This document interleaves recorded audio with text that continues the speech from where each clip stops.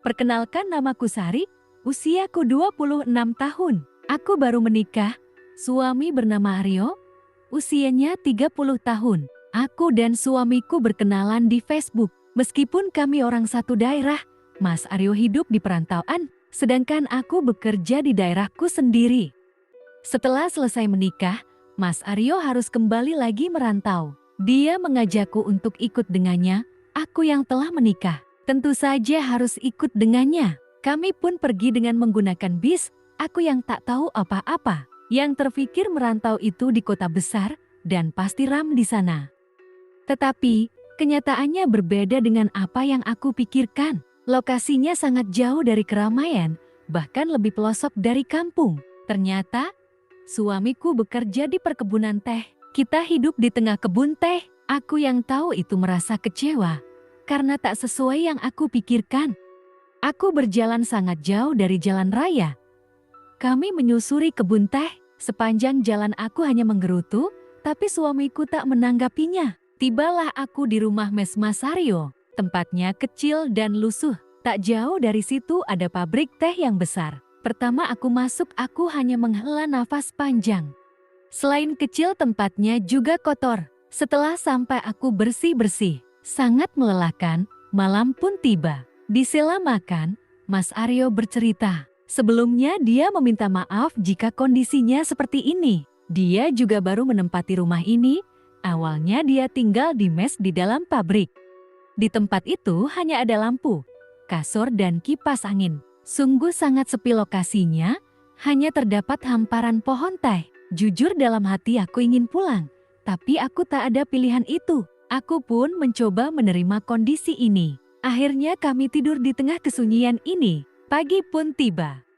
Aku bangun dan menyiapkan makan untuk suamiku. Ternyata, tempat ini begitu indah di saat pagi hari. Aku pun mempunyai sedikit hiburan dengan suasana pagi ini. Suamiku pun bangun dan siap-siap untuk berangkat kerja. Mas Aryo bekerja di kebun teh, bukan di dalam pabrik itu.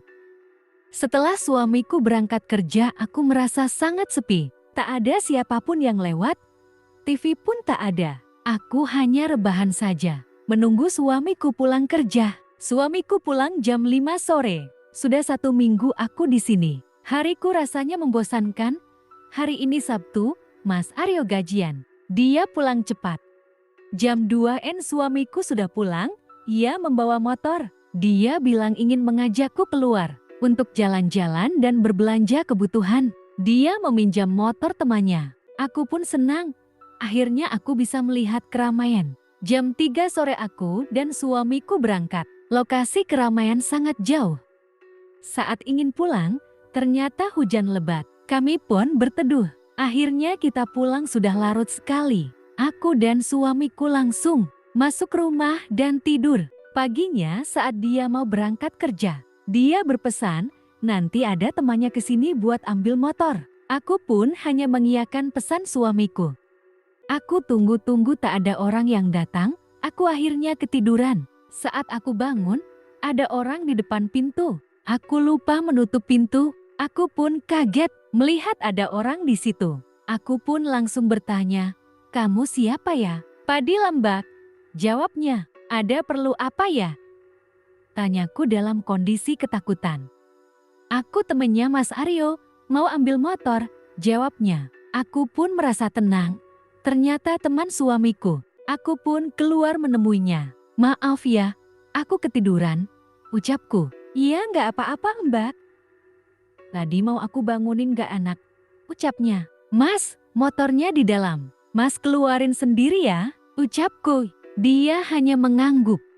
Dia pun mengeluarkan motornya. "Maaf ya Mbak, lama nunggunya. Aku baru pulang kerja." "Iya, nggak apa-apa Mas," jawabku. Padil pun menghidupkan motornya, ternyata tak hidup-hidup. Dia ampe terlihat menghela nafas panjang. Akhirnya dia mengecek motornya. Setelah lama dibenerin akhirnya nyala.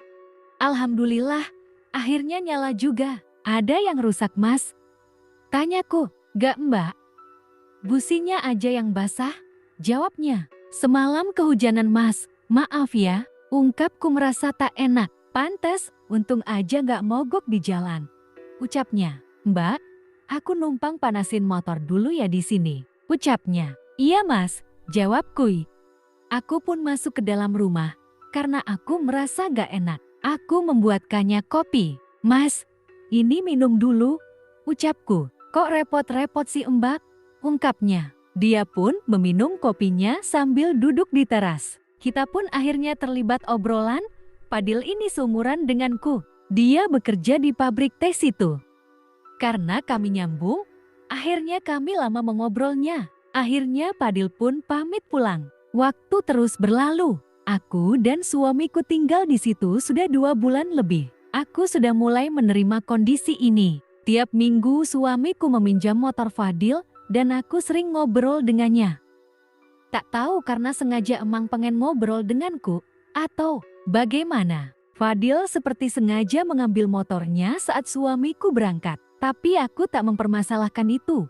Aku justru senang. Dia orangnya baik dan aku nyaman ngobrol dengannya. Waktu itu seperti biasa Fadil mengambil motornya. Kami bercerita-cerita, nyambunglah ke cerita sebuah danau di dekat situ. Posisinya tak jauh dari rumahku, Fadil pun mengajakku ke situ. Aku yang awalnya ragu, tapi aku menyetujuinya. Ternyata benar, nggak sampai 10 menit aku sampai di danau itu. Fadil bercerita, di sini tempat orang pacaran. Memang bukan tempat yang sangat ram, tapi setidaknya lumayanlah. Di situ ada orang berjualan dan di sekitaran danau ada muda-mudi pacaran. Fadil membelikanku minuman dan cemilan. Ia mengajakku duduk di dekat danau. Kami pun menikmati pemandangan yang indah dan suasana yang enak. Dia pun bercerita tentang dirinya, dia dulu hampir menikah tapi nggak jadi. Pacarnya kecelakaan. Fadil nggak pernah mau dekat dengan wanita. Setelah itu, ini pertama kali dia jalan lagi dengan wanita. Di situ aku merasa sedih haru dan sedikit tersanjung. Tapi tiba-tiba Fadil menciumku. Aku pun kaget. Anehnya, aku tak marah atas perlakuannya. Justru aku membalasnya. Dari situ, terjadilah kejadian yang tak diharapkan. Setelah semuanya selesai, aku hanya terdiam dan merapikan bajuku. Kami pun pulang, tanpa sepatah kata kita terucap. Di jalan, Fadil meminta maaf kepadaku. Aku hanya diam tak menjawab apapun, aku hanya memeluk dari belakang. Akhirnya sampailah kita di rumah. Fadil berpamitan kepadaku. Aku pun memegang tangannya dan menariknya masuk ke rumah. Akhirnya adegan itu terjadi kembali di kamar. Setelah selesai, Fadil pamit pulang. Aku hanya diam saja. Setelah dia sudah pergi, aku menangis menyadari kesalahanku. Aku bersalah dan aku berdosa. Aku telah mengkhianati Mas Aryo. Aku pun bergegas mandi. Sorenya pun suamiku pulang. Aku pun seolah tak terjadi apapun. Waktu berlalu, tibalah suamiku meminjam motor lagi. Aku yang kemarin merasa bersalah. Aku melakukannya lagi di rumah dengan Fadil. Tak hanya sekali bahkan berkali-kali. Tak hanya itu, hampir setiap hari Fadil ke rumahku. Fadil kerjanya selalu malam hari. Hampir 2 bulan kami melakukannya. Aku hamil. Mas Aryo mengajakku pulang karena Mas Aryo takut kenapa-kenapa. Ini anak pertama kami, kita sama-sama belum punya pengalaman. Dan lokasi jauh dari mana-mana. Mas Aryo memulangkanku. Meskipun aku awalnya menolak dengan alasan kasihan Mas Aryo sendirian. Tapi akhirnya aku setuju pulang karena Mas Aryo memintaku terus. Sebenarnya tak hanya Mas Aryo alasanku tinggal, tapi karena Fadil. Sekian.